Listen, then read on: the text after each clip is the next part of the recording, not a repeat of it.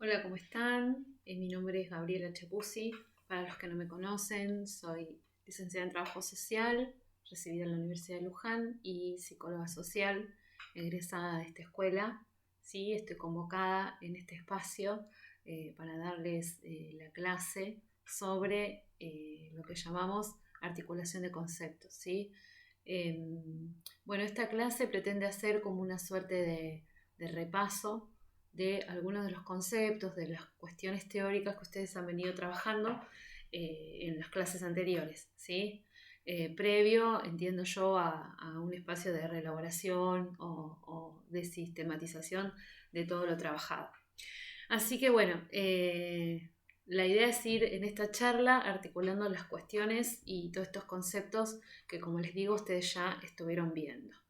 Me parece importante comenzar, ¿sí? Porque me parece que es como un núcleo que va a poder a la vez anudar todos los demás contenidos, pensar en principio en cómo entendía Pillon al sujeto, ¿no? Cómo entendemos desde la psicología social esta concepción del sujeto, del hombre como ser de necesidades, ¿sí? Bueno, justamente Pillon-Rivière habla de un sujeto sujetado, ligado, no habla de un individuo aislado. Esto es muy importante tenerlo en cuenta como central dentro de su marco teórico, ¿sí? No vamos a hablar de individuos, vamos a hablar de sujeto sujetado, ligado con otros. Justamente uno de los conceptos centrales, que es el del vínculo, para la teoría pichoniana, ¿no? Habla de esto, ¿no? De la necesidad del sujeto de estar ligado a un otro. El vínculo como necesidad de supervivencia, inclusive, ¿sí? Así que bueno, partiendo de esta concepción del sujeto ligado a un otro, en sus concretas situaciones, en sus concretas condiciones de existencia, tomando algo de lo que dice Marx, ¿no? Pillon ve al hombre como ser de necesidades que solo se satisfacen socialmente. ¿Sí? ¿Qué quiere decir? Que para ir a satisfacer esa necesidad, el sujeto va al encuentro con el otro. En la necesidad está el motorcito del vínculo, decimos, ¿sí? Entonces, en la necesidad vamos al encuentro con el otro. De tal manera está presente esto que no existiría un sujeto que no tuviera en cuenta este contacto en lo social, ¿no? Esto de ser de necesidades sociales. Él considera un sujeto emergiendo que aparece a partir de una trama de vínculos, una trama vincular. ¿Y por qué empiezo esta clase que tiene que ver con un repaso, una articulación de conceptos con la concepción del sujeto? Justamente porque cuando nosotros estudiamos al maestro Pillon-Rivière sabemos que él trabajó con la epistemología convergente o la convergencia epistemológica. Eso hace que se haya nutrido y haya tomado aportes de distintos marcos teóricos de otros autores, ¿sí? Para armar justamente su ECRO, su esquema conceptual, referencial y operativo. Pillon va construyendo su modelo teórico a partir del ejercicio de la práctica. Es muy importante para él esta cuestión de la praxis, ¿no? Articulación, teoría y práctica, todo el tiempo. De manera que se retroalimentan, se modifican mutuamente la teoría y práctica. ¿Qué quiere decir? Que quiero abordar algo en el orden de la práctica, ¿no? Para la experiencia tengo que contar con una teoría. Pero si esa teoría no alcanza a abordar la circunstancia, la situación, el objeto que quiero analizar, esa teoría tendré que de alguna manera reformularla a partir de lo que me devuelve la práctica. Estamos hablando de dialéctica, del ida y vuelta, de la retroalimentación, de ambas, de la praxis, ¿sí? La superación entre la división de teoría y práctica, praxis. Yo decía, la epistemología convergente o la convergencia epistemológica hace que varios autores que toma Pillon-Rivière nutren este marco teórico. Pero ¿qué tienen en común estos autores? ¿Por qué estos autores y no otros? Estos autores porque justamente coinciden en esta concepción de sujeto, ¿no? De pensar al ser como un ser de necesidades, ¿sí? Y que va al encuentro con el otro, como dijimos al principio. A partir digamos, de estos aportes de distintos autores, como decía recién, Pichon-Rivière construye su ECRO, nuestro ECRO. Bueno, ¿qué es el ECRO? ¿Sí? Él lo define como una máquina para pensar en un momento, como un instrumento, como una herramienta, pero como una máquina para aprender a pensar, el ECRO. El ECRO, esquema conceptual, referencial y operativo. Vamos a ir un poquitito desagregando qué es esto, ¿no? Esquema, porque es algo que es flexible, digamos, tiene un ordenamiento interno, no es algo desarticulado, por eso es un esquema, pero a la vez tiene esa esencia de ser flexible. ¿Flexible a qué? Justamente a esto de la retroalimentación que decía recién, ¿sí? Un esquema conceptual, un esquema de conceptos que va a estar sensible frente a lo que reciba de la afuera, como para poder modificarse. Así que esquema, la E es de esquema con esta salvedad, de ser flexible, de tener un ordenamiento, una lógica interna, pero ser flexible. ¿Sí? Esquema conceptual. ¿De qué viene la C? De conceptual, de conceptos, de terminología, de objetos teóricos, de los objetos que fue estudiando teóricamente. Los conceptos aluden a la teoría, ¿sí? Entonces nosotros en nuestro esquema conceptual, los conceptos con los que nos manejamos es, bueno, qué significa grupo, qué es la distancia óptima, qué son los vectores, ¿no? Cada uno de estos conceptos que nutren nuestra teoría. Entonces, esquema conceptual, pero viene la R o R de referencial, ¿sí? Y en referencial hacemos alusión a dos cuestiones. A la referencia respecto de un recorte de un campo de trabajo, porque va a atenerse a un espacio y a un objeto de estudio. Esta es lo referencial de este sector de lo real que quiero abordar o que quiero estudiar. Pero además, referencial porque hace alusión a que el propio psicólogo social, el operador social involucrado, también trae algo de su propia experiencia. Entonces es referencial o autorreferencial de sí mismo. Cuando empezamos a estudiar psicología social, entre las cosas que aprendemos es que estamos convocados desde la triple configuración, decía Pichon-Rivière, ¿no? La triple configuración del sujeto. ¿Qué era esto de la triple configuración? ¿Sí?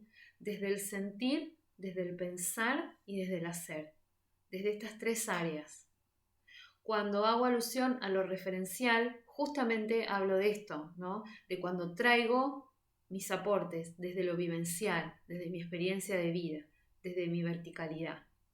Acá está esto de lo referencial, ¿sí? Recorte de la realidad y referencial porque también atraviesa al sujeto desde su experiencia previa, de sus referencias, de su historia. Entonces dijimos esquema, dijimos esquema conceptual, dijimos referencial, ¿sí? Y vamos a decir operativo también. ¿Qué es esto de operativo? Bueno, porque sirve para operar, sirve para intervenir en la realidad. No estamos hablando de una teoría abstracta que no va a ser ejecutada, ¿no? Operativo tiene que ver con la modificación, tiene que ver con tener una injerencia, ¿sí? Lograr una modificación, operar sobre la realidad. Entonces, esta máquina para pensar, este esquema conceptual, referencial y operativo, se conforma de estos elementos que estuvimos describiendo, ¿sí? Él va a decir también que cada uno de nosotros tenemos un ECRO personal, un esquema conceptual referencial desde lo propio individual, porque tenemos nuestras experiencias de vida, algunos conceptos con los que nos manejamos, algunas certezas, experiencias, ¿no? Ideas, una determinada concepción del mundo que me sirve para operar en la realidad, me sirve para lo cotidiano, para ir a trabajar, para desarrollar mi vida. Pero a partir del grupo operativo, lo que se va a tratar de instalar y de construir es un ECRO grupal, ¿sí? Un esquema conceptual de todo el grupo, que va a ser una construcción en conjunto. Y va a ser una construcción que no se va a dar en la primera reunión, que se va a dar paulatinamente en el desarrollo de todas las reuniones y de la experiencia, del trabajo, de estar en la situación de grupo. ¿Sí? Dentro de lo que, digamos, esta cantidad de conceptos, ¿no? Esta caja de herramientas que nosotros decimos que es el ECRO, hay otro concepto bastante importante como herramienta de intervención, que es el cono invertido, ¿sí? Y los vectores. ¿Por qué el cono invertido? Digo, porque él pensó en un cono en movimiento, por eso lo invirtió. Porque podría ser un cono tradicional, parado, que no puede moverse. En cambio, cuando el cono se invierte y el vértice está para abajo, se convierte en un trompo. Y ese trompo alude al movimiento. Un movimiento que tiene que ver con esta matriz teórica, ¿no? con el modelo metodológico de Pigeon-Rivière, que tiene que ver con la dialéctica. Ustedes me parece que todavía no tuvieron clase de dialéctica, pero sí saber que es un marco metodológico, un marco teórico que sustenta, que está por debajo de toda esta construcción teórica, ¿sí? Esta espiral que dibujamos adentro del cono en movimiento, que representa la dialéctica. La dialéctica que dice, entre sus leyes, que lo único permanente es el cambio, que vamos a estar pensando en un cono en movimiento, en una realidad y en una dinámica grupal, que justamente es dinámica por todo esto, ¿no? Por todo lo que va pasando y lo que se va moviendo. Entonces, contraponiendo el cono parado así, que no se mueve, y que yo digo, a veces es el cono, vieron que nos detiene la policía, la gendarmería en la ruta y los conitos al costado y uno para. Acá estamos hablando de seguir, del movimiento, de un trompo que se está moviendo todo el tiempo. Este es el cono invertido. Y que puede lograr este equilibrio de moverse a partir de ¿qué? De estas fuerzas que lo sostienen, ¿sí? Que son los vectores. ¿Qué son los vectores? Son estas fuerzas, justamente. Elige la palabra vectores porque viene de las ciencias más duras, de la física, de la química, ¿no? Lo representa como con flechitas. Ustedes saben que en gran momento, en muchos momentos las ciencias sociales tuvo que valerse de conceptos, ¿sí? De las ciencias más duras, ¿no? En la búsqueda de esta rigurosidad científica y demás. Entonces aparecen estos conceptos de valencias o de vectores, de fuerzas que sostienen el ECRO. Estos vectores son constantes, aparecen siempre en las dinámicas grupales, ¿sí? Y en la medida de que estos vectores actúen, van a permitir el movimiento de la dinámica, van a permitir este cono que es trompo en movimiento, y van a permitir la cohesión grupal. Y no solamente que van a permitir la cohesión grupal, sino que además nos van a permitir a nosotros, como psicólogos sociales, analizar qué es lo que está pasando en esa dinámica grupal. Cuando nosotros vamos a intervenir con grupos y vamos a leer las dinámicas, nos vamos a valer y vamos a trabajar desde estos vectores. Por eso es importante que ustedes los manejen muy bien, que hagan su fichero, que repasen respecto de esto, que tengan muy claro estos elementos que son estos vectores del cono, ¿sí? ¿Cuáles son? Vamos a nombrarlos, ¿no? Al principio él habla de la afiliación, que la afiliación tiene que ver con ¿qué? Con ser parte, con inscribirme, con un primer acercamiento al grupo. Bueno, sí, fui y me anoté. Si es para pertenecer a un partido político, me afilié, me inscribí. Si es para participar en un club, también, ¿no? Primera instancia de participación, estar inscripta. Me anoté para estudiar psicología social. Pero después de esa instancia de afiliación se va construyendo la pertenencia, ¿sí? Que ya es el pasaje, nosotros decimos que es el pasaje del yo al nosotros. Ya hay una identidad de grupo, ya pensamos en, bueno, no es que solamente me anoté o me afilié, sino que si es un partido político ya empecé a militar, si es un club ya empecé a jugar, ¿no? Ya soy parte, ya somos nosotros, hay ya como una idea de equipo. Esto, por supuesto, se va construyendo en la medida que que se van dando en las reuniones grupales, o sea, no se va a construir en la primera reunión, claramente, ¿no? Sino que va siendo parte del proceso. Otro de los vectores, ¿sí? Dijimos la pertenencia, vamos a decir la pertinencia con la I. La pertinencia tiene que ver con los aportes que hacen los integrantes del grupo y que sean acordes a lo que se esté trabajando, ¿sí? Ser pertinente es aportar algo que tiene que ver con lo que se está desarrollando, con la tarea grupal. Y algo impertinente es algo como que no tiene nada que ver con lo que se está trabajando, ¿sí?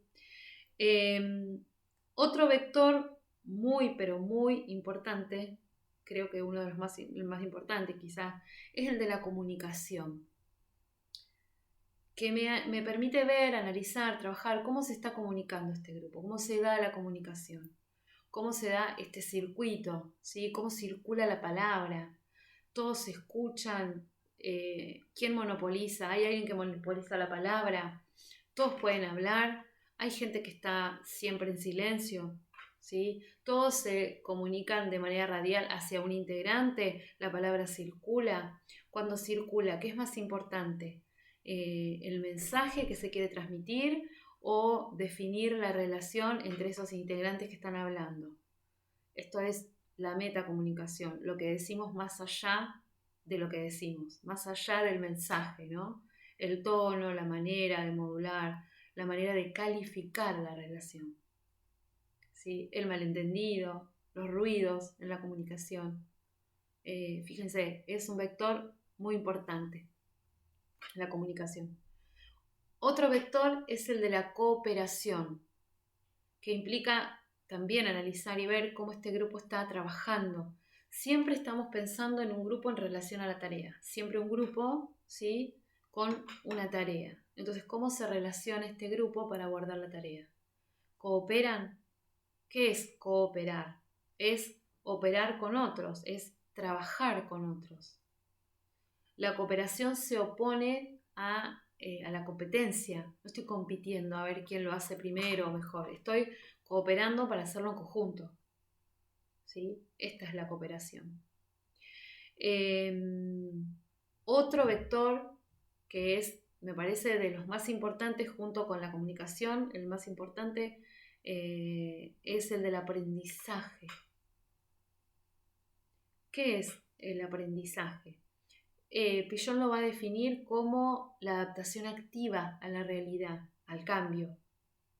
Aprender implica modificar la realidad, modificar el afuera y modificarme a mí misma, el sujeto, ¿no? Modificar el afuera y modificarse a sí mismo.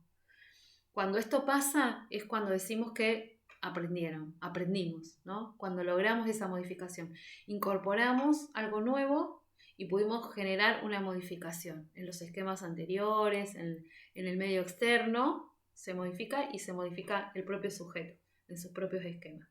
Este es el aprendizaje. El aprendizaje, insisto, tiene que ver con la adaptación activa al cambio, ¿sí?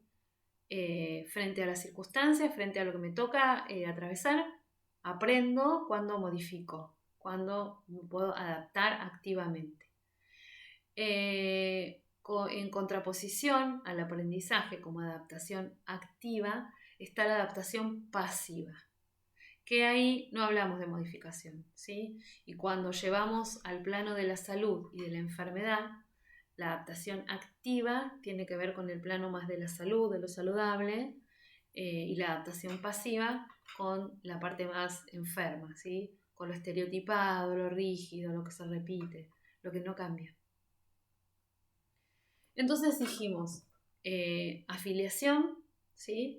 Dijimos pertenencia, dijimos pertinencia, dijimos cooperación, dijimos comunicación, dijimos aprendizaje y ahora nos queda hablar de telé.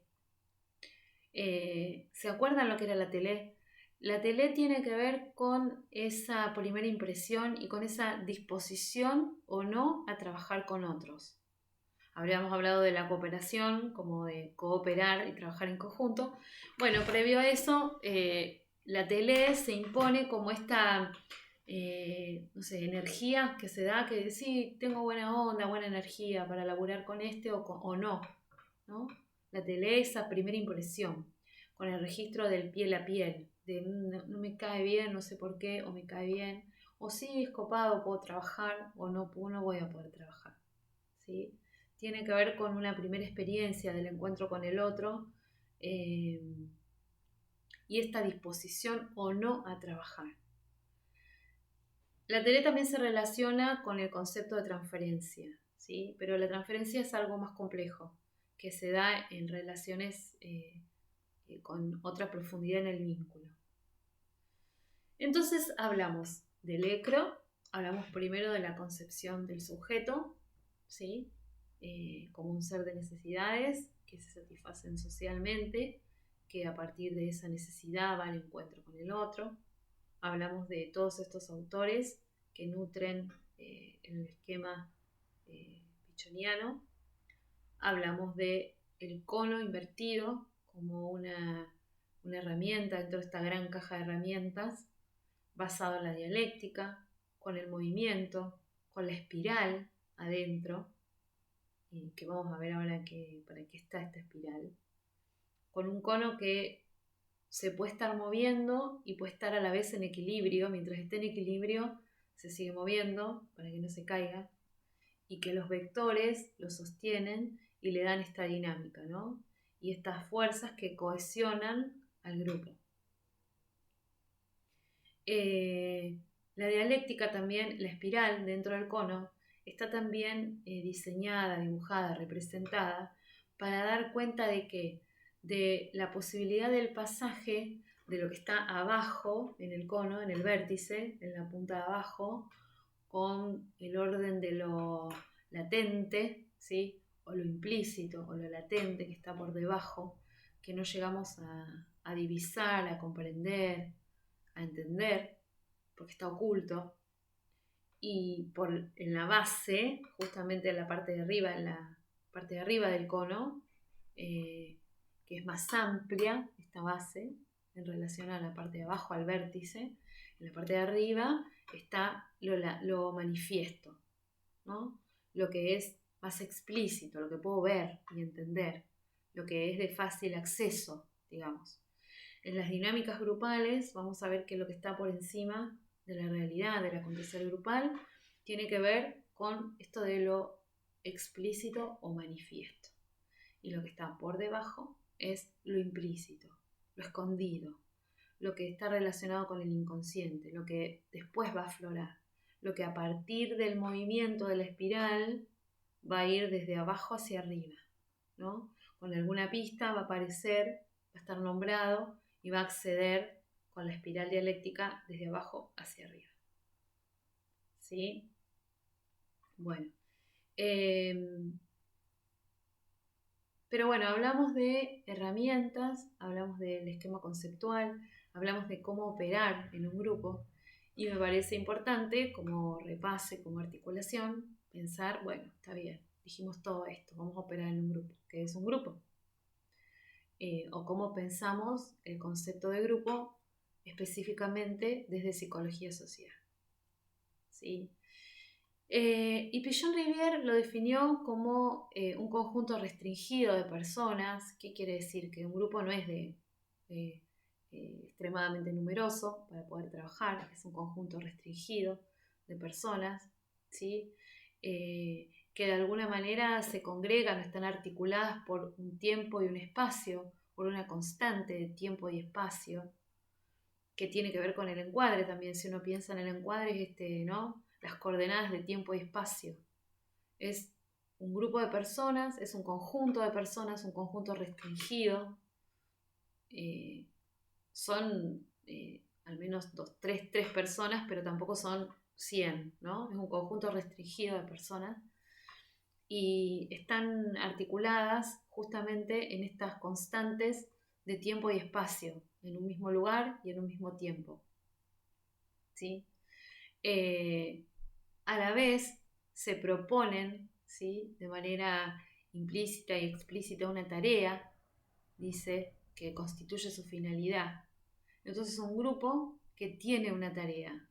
Es un conjunto de personas que están en un mismo espacio en un tiempo, que se proponen de manera implícita o explícita una tarea que constituye su finalidad, dice, ¿no? O sea que el fin es desarrollar una tarea. La tarea tiene la doble faceta de la tarea implícita y la explícita. Recordemos un poco esto. La tarea explícita es aquella que decimos que vamos a hacer. Si vamos a estudiar psicología social, decimos vamos a estudiar psicología social. Este grupo operativo va a estudiar psicología social. Y la tarea implícita tiene que ver con la manera en que nos relacionamos, con lo vincular, con lo relacional, con este marco de cómo nos relacionamos para desarrollar esa tarea, ¿sí? Esta es la tarea implícita, la de los vínculos, vamos a decir. Entonces tiene una tarea explícita, la que dice que va a hacer, y una tarea implícita, la que va pasando sin darnos cuenta cuando nos vamos relacionando con el otro. Pero Piaget habla también de que este grupo está articulado por la mutua representación interna, este conjunto de personas con el tiempo y el espacio, con su tarea y su finalidad. Se da este proceso para que sea grupo de la mutua representación interna. Y atención acá porque esto divide las aguas, ¿no? Respecto de qué es la mutua representación interna. Y esto define muy claramente este concepto que trabaja Piaget de grupo. ¿Por qué? Porque la mutua representación interna implica el pasaje de afuera hacia adentro, implica la representación del otro, implica que este otro, que forma parte de mi grupo, no es cualquiera, es una persona valiosa, no intercambiable, ¿sí? Y que la reconozco como un otro en mi grupo a esa persona, ¿sí? No puede ser intercambiable. Y yo tengo una imagen construida dentro de mí respecto de ese otro compañero. Y ese otro compañero a la vez tiene una imagen construida en su interioridad de mí, mía. De manera que cuando hablo del compañero es ese compañero. Si es Juan, es Juan. Y para Juan yo soy Gabriela y no soy otra. Y no da lo mismo que en la reunión del grupo esté Juan o esté Pedro. Tiene que estar Juan, que es este miembro del grupo que tengo internalizado y que tengo esta mutua representación interna. Por eso es mutua. Es de Juan hacia mí y de mí hacia Juan, en un hipotético Juan, miembro del grupo, ¿no? De vuelta, el ida y vuelta, ¿no? Es importante esto, que el otro no es intercambiable. Y tengo un registro de ese otro, como persona valiosa, y tengo una idea y una representación del otro. Esta es la mutua representación interna, una imagen mental inclusive. Y esto hace que un grupo sea un grupo y se divida y se separe, por ejemplo, de la serie, ¿no? Cuando se define serie por oposición al grupo. Una cantidad de gente, aunque sea un grupo reducido, reunidos en una parada de colectivo, ¿tienen esta constante de tiempo-espacio? Sí, están en la parada del colectivo en un determinado día y horario. ¿Tienen un fin, una tarea? Sí, están esperando el colectivo. ¿Son un conjunto restringido? Probablemente sí. ¿Sí? Pero ¿qué no tienen? La mutua representación interna. Da lo mismo si estoy esperando el colectivo, que esté Juan, Pedro, María, da lo mismo, porque viene el colectivo, yo lo tomo y me voy. Y el otro no es representativo para mí. ¿Sí? Sí me va a importar que haya 5, 15 o 20 personas por la cantidad de gente y probablemente por los asientos del colectivo, ¿no?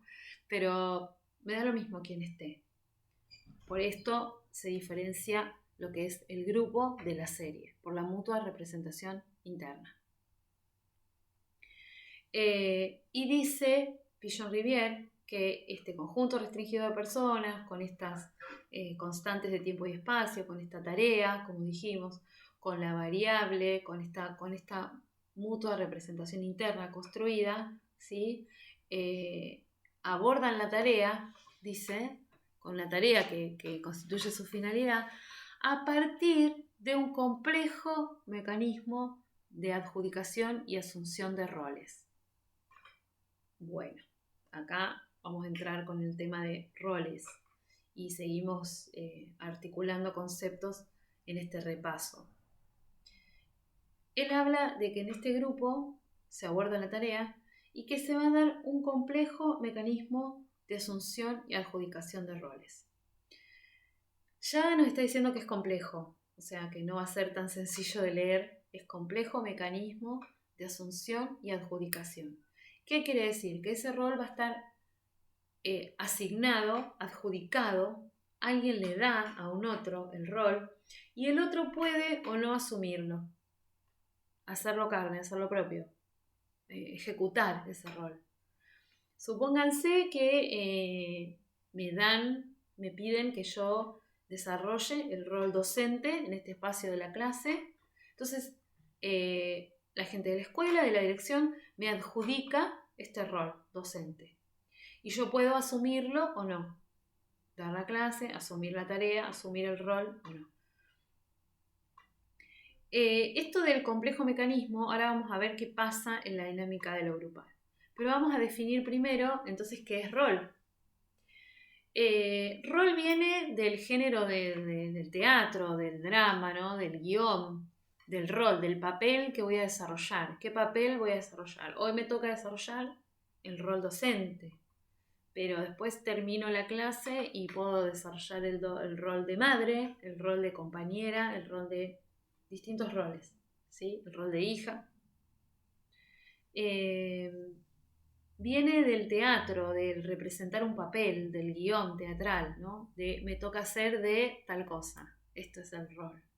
Que en realidad etimológicamente venía del papiro, del texto que tenía que leer, del guión que tenía que leer el actor, la palabra del rol. Pero nosotros la vamos a definir como una pauta de conducta, ¿sí? El rol. Es una pauta establecida de conducta, que tiene que ver con ¿qué? Con expectativas propias y ajenas. Así que vuelvo, pauta establecida de conducta, el rol, relacionada o que tiene que ver o está sujeta a expectativas propias y ajenas. ¿Qué es esto? Bueno, el rol es un papel que voy a desarrollar, es una pauta de conducta. Es lo que se espera que yo haga. Si me piden que dé la clase y estoy ejerciendo el rol docente, siguiendo con el mismo ejemplo, esperan que la clase, desarrolle teóricamente el tema que tengo que hablar, que pueda explicar, que pueda traer un concepto. Pero esto quiere decir que hay una expectativa acerca de este rol. Una expectativa que probablemente tengan ustedes, una expectativa que puede tener el director de la escuela, decir, bueno, vamos a pedirle a Gabriela que dé esta clase, ¿cómo dará esta clase Gabriela? ¿Se la va a dar así, con ejemplos? No. ¿Sí? Entonces, hay una expectativa de otros acerca de cómo voy a ejercer ese rol. Y también una expectativa mía. Por eso las expectativas propias y ajenas, decimos, ¿no? Y es una pauta establecida de conducta o de comportamiento, porque cuando uno hace mención a un determinado rol, como está ligado a estas expectativas propias y ajenas, uno ya tiene una idea de cómo va a ser. Si uno va al médico, sabe, espera que el médico, lo revise, le pregunta si tiene síntomas, qué sé yo, le indique una medicación. Esto es lo que se espera del rol del médico. Puedo así buscar todos los ejemplos, lo que espero del rol docente, lo que espero del rol de padre, del rol de madre. Por eso hablamos de estas expectativas, ¿no? Y de pautas establecidas de conducta. Esto es el rol. Ahora, cuando llevamos este concepto del rol a psicología social, específicamente a la dinámica de los grupos operativos, ¿cuáles son los roles que encontramos? A ver si se acuerdan. Y vamos repitiendo mentalmente estos conceptos. Bueno, para Pigeon-Rivière en las dinámicas encontraba estos roles que se iban repitiendo y que iban siendo personificados por distintos miembros, por distintos integrantes del grupo. Es importante que cuando uno habla o hace alusión al rol, se acuerden, que el rol no es fijo, tiene que ser variable. Todo lo que está de vuelta, fijo, rígido, establecido, sin movimiento, estaría del orden de la estereotipia de la enfermedad, de lo no sano, del no aprendizaje. Entonces es bueno que en la dinámica de los grupos los roles vayan siendo ejercidos por distintos miembros y que haya variedad, que vayan variando. Esto decimos, ¿sí? Y hay 4 roles que están de alguna manera, digamos, 4 roles que son los más que se modifican, los más variables dentro de la dinámica de los grupos, y hay 2 que están como prescriptos, decimos, que están más establecidos desde el principio. Hablamos de los roles prescriptos o establecidos, que están establecidos por el encuadre justamente, son el de observador y el de coordinador. Ustedes van a tener un mismo coordinador desde el principio hasta el fin de año. Va a ser el mismo que va a desarrollar esa función. Y el observador probablemente también, o puede ir variando. Pero va a ir variando en relación al encuadre, ¿no? En cambio, en la misma dinámica, cuando se da la reunión del grupo operativo, los otros 4 roles que vamos a encontrar y que vamos a nombrar ahora son los que se van modificando todo el tiempo y son asumidos por distintos miembros del grupo. Uno es el rol del líder, ¿sí? De quien que conduce al grupo, que va en la línea de realizar la tarea, ¿no? Que el grupo le deposita este ideal, le deposita un lugar de liderazgo porque le supone que esta persona los va a conducir, ¿no? Que tiene determinadas dotes, determinados dones que lo hacen liderar la tarea, que va a ser el líder, ¿no?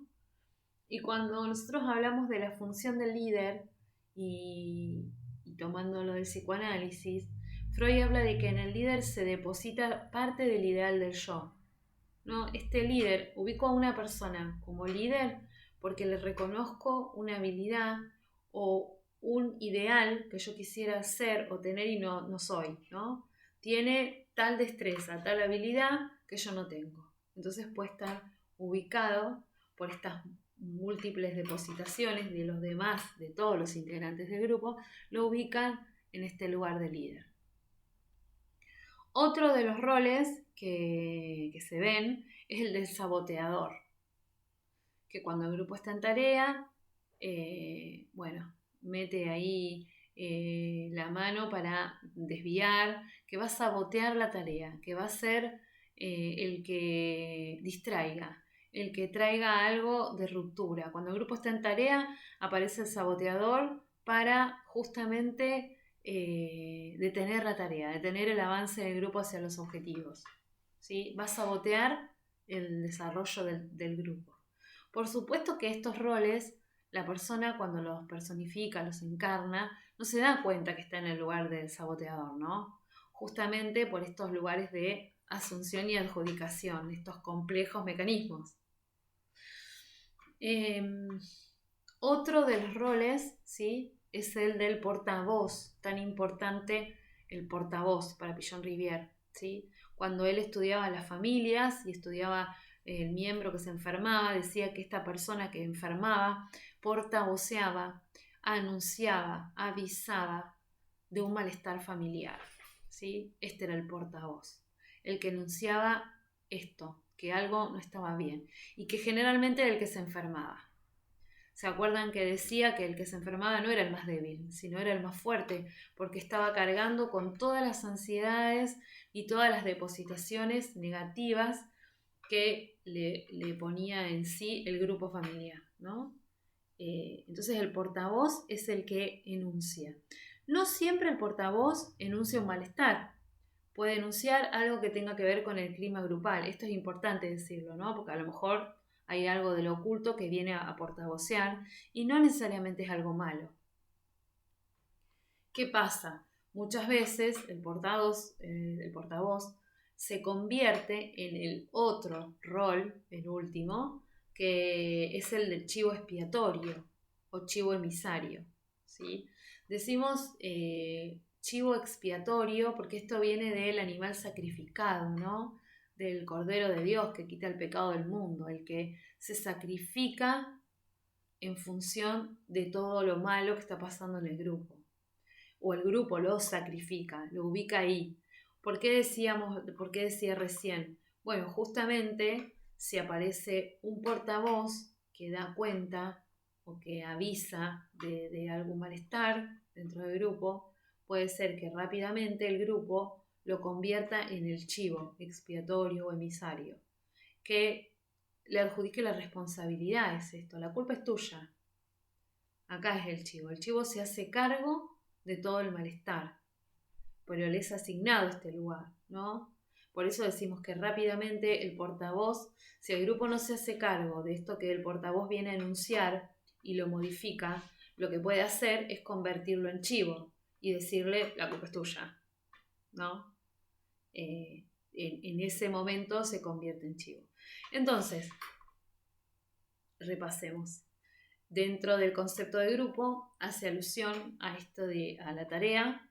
Dijimos el conjunto restringido, hablamos de la mutua representación interna y de cómo se diferencia el grupo de la serie. Hablamos de las dos facetas de la tarea, implícita y explícita. Hablamos de justamente de la mutua representación interna y del complejo mecanismo de asunción y adjudicación de roles. Y a partir de pensar en este complejo mecanismo dimos la definición de roles, ¿sí? Que es esta pauta de conducta, y a la vez nombramos esta pauta de conducta que tiene que ver con expectativas propias y ajenas, nombramos a los roles más importantes, ¿no? El de líder, el de saboteador, el de chivo emisario o expiatorio y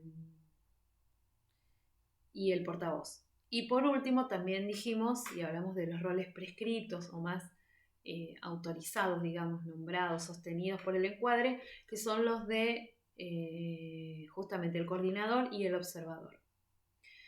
Me quedaría por ahí para nombrar alguna característica del encuadre, definir, porque recién hablamos del encuadre, que el encuadre es lo que contiene al proceso, ¿sí? Son esas coordenadas, es aquello que permanece estático para que pueda fluir y pueda desarrollarse el proceso. El encuadre son esas constantes o variables de tiempo y espacio, es decir, nos juntamos a tal hora, tal día, en tal lugar, ¿sí? Y el encuadre tiene para nosotros también la doble emisión en cuanto que habilita y prohíbe. Nos dice qué se puede y qué no se puede hacer, ¿sí? Nos dicen que tenemos un horario, nos dicen qué se va a hacer en ese horario, cómo se va a desarrollar el proceso. Y el encuadre garantiza ese proceso porque le da el marco, le da la contención, el espacio para que ese proceso se realice, ¿sí? Y habilita y prohíbe. Prohíbe y pone límites y a la vez tranquiliza porque me dice, bueno, el encuadre permite esto y no permite esto otro, ¿sí? Y permite sobre todo el desarrollo del proceso, de la dinámica, ¿no? El proceso. El encuadre es lo fijo o lo estático y el proceso es el movimiento, lo que pasa adentro, ¿sí?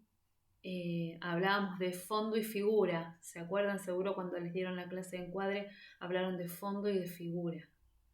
El encuadre sería el fondo, este escenario, ¿no? Las características que están más fijas para que adelante se desarrolle la obra, se dé la figura, se desarrolle el guión. Bueno, hasta acá, a ver, vimos entonces, concentramos en pocos minutos como un repaso de todos estos temas tan importantes, desde ECRO, concepción del sujeto, con lo invertido, los vectores del cono, hablamos de la definición de grupo y dentro de la definición de grupo pasamos a los roles, a este complejo mecanismo y los definimos. Y mínimamente hicimos mención al encuadre. Bueno, hasta acá es un poco lo que yo quería repasar y concentrar en este espacio de la clase. Espero que les sirva, que bueno, les permita ir articulando y recordando los conceptos que vieron. Yo les agradezco mucho y nos vemos la próxima.